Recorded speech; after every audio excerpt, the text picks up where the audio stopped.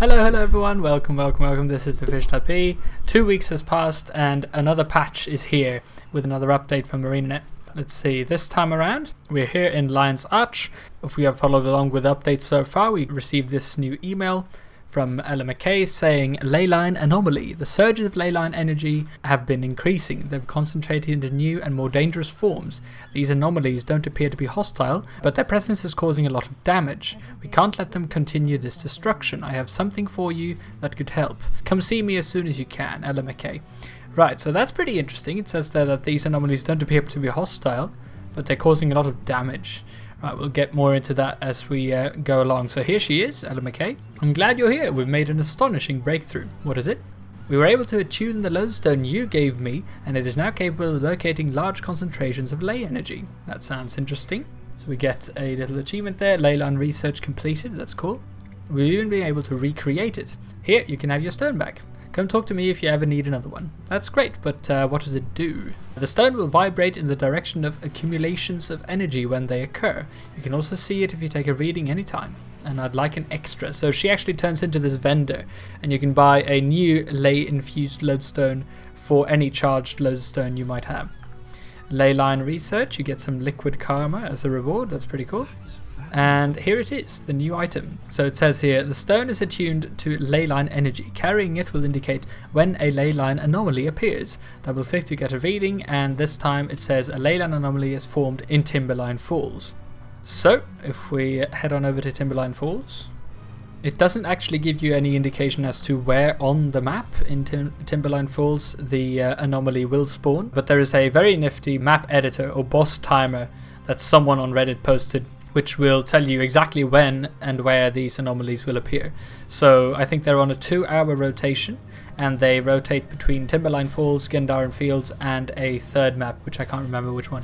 And I should say also, before we fight the anomaly, that this is the only bit of this update. Sort of, there are no new posters around Kryta or anything like that. But as you'll see in just a second, it is a pretty impressive fight.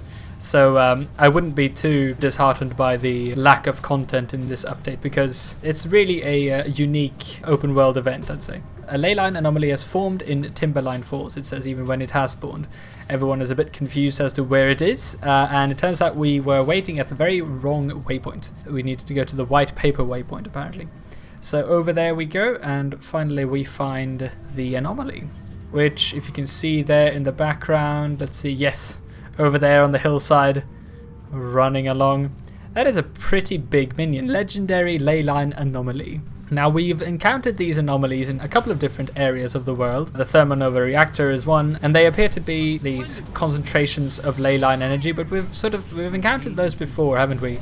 This one is a more human-like, which is pretty interesting, because they're very, very different from the anomalies we have been fighting before, or the Ley-Line concentrations, I should say, that we've been fighting before.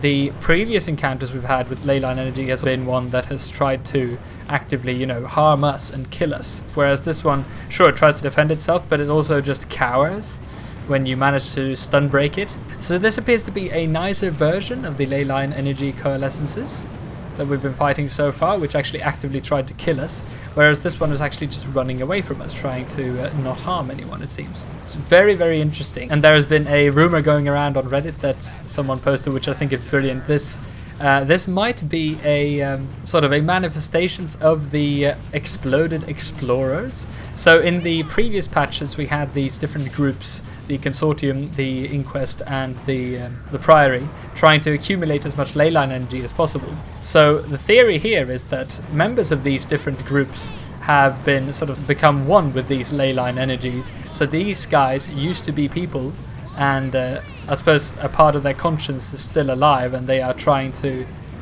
just run away from us and not hurt us. Which I think is a really, really cool theory, and it does make sense in a way. Because, and this is another theory, I'm just stealing stuff from Reddit here, folks. I didn't come up with any of this on my own. But another person on Reddit posted about another way you, as the player character, actually can become one of these anomalies is if you go into the Mystic Forge in Lion's Arch. Because if you go in there, hopefully I'll have footage of this in the background, you turn into something very similar to this one. So that would then enhance the sort of idea that this is not just random ley energy which is trying to get away from us, but it used to be a person of some sort. But yes, that's the lore behind it. We don't really know much more about that, I'm afraid. But I mean, who knows? Maybe they can do something with this. Maybe if this is a sort of neutral, at least, NPC that is trying to get away from us, maybe we can get a nice NPC who has retained even more of its sort of consciousness after being sucked into a Ley-Line hub. Maybe we'll find a sort of conscious and friendly Anomaly at some point in the future. Who knows? Wouldn't that be cool? We like get to talk about someone who's become one with the very nature of Turia or something. It's a pretty interesting theory. But yes, if we talk briefly as well about the mechanics of this fight, as I said, it spawns on a 2-hour timer. As you can see, this Anomaly just runs away from us, and in order to make it stop, you have to break the brake bar. Now, it runs very, very quickly, so either you have to have quickness on yourself, but if you don't do that, if you sort of trail behind a bit, it does also spawn these basically jump pads behind itself, which you can use if you press F, which will launch you up in the air, and then that will give you sort of a speed boost in order to catch up. And then once you manage to stun the brake bar, it cowers down in fear, it looks like, when it also spits out all of these Ley-Line blobs, which you have to kill as soon as possible, because at the end of the timer, it consumes all of them in order to regain, I believe, life, or somehow get more powerful. So you have to kill those as quickly as possible. After the timer is down, you enter a burn phase, where you and your group hopefully can bring it down 25% of its hit points. And after you manage to get it down 25%, the cycle starts all over again. Now, it doesn't run around completely randomly around these maps, because it is heading towards these coalescences located in different locations around the map. And if it reaches them, it consumes them, which is a very bad thing, apparently. So we need to... another group, actually, not just the people running after the Anomaly, is in charge of killing these coalescences before the Anomaly reaches it. So this fight does require some sort of coordination. It's not simply a Zergfest, I wouldn't say. Anyway, another mechanic that happens all the time is that it throws out these AoEs behind it and around it, which if you stand in it will definitely one-shot you, at least if you're wearing Berserker's gear, as I was here. It's very hardcore like that. I didn't realize the first couple of times, but it is extremely powerful. So there we go, we bring it down to 25%, and after this we just have to stun break it one more time, after which we will be able to kill it hopefully. And that's a succeeded event. That's how you do the Anomaly run.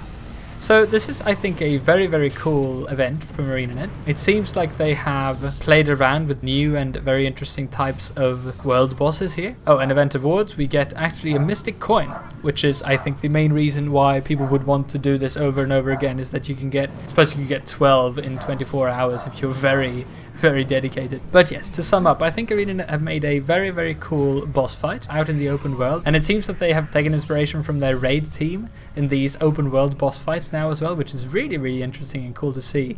And also the whole thing has sparked a bit of a lore discussion, not too heavy on the lore side, I feel, but it would be cool if we could communicate with one of these nice anomalies in the future perhaps, because this one clearly wasn't a hostile one, as Ella McKay even herself said. Right, so there we go. I'll see you in 2 weeks, guys, for the next update. Thank you very much for watching, and me and Julien Birchleaf say goodbye. Toodaloo.